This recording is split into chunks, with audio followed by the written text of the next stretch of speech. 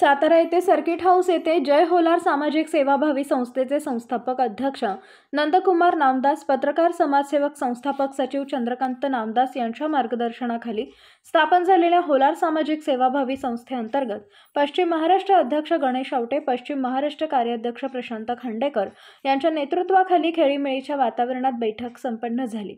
यावेळी शिखर शिंगणापूर येथील कार्यक्रमाच्या नियोजनाबाबत तसेच पुढील सामाजिक कार्याच्या अनुषंगाने चर्चा होऊन सातारा जिल्ह्याचे नवनिर्वाचित पदाधिकाऱ्यांचे स्वागत व सत्कार युवा जिल्हा उपाध्यक्ष किरण गोळे, पश्चिम महाराष्ट्र सह संपर्क प्रमुख हनुमंत खांडेकर यांच्या हस्ते करण्यात आला।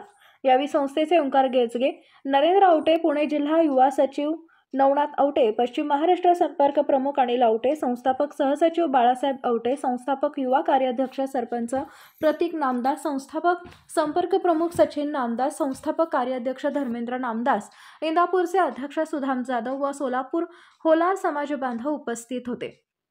Bureau report, Lokrashtra.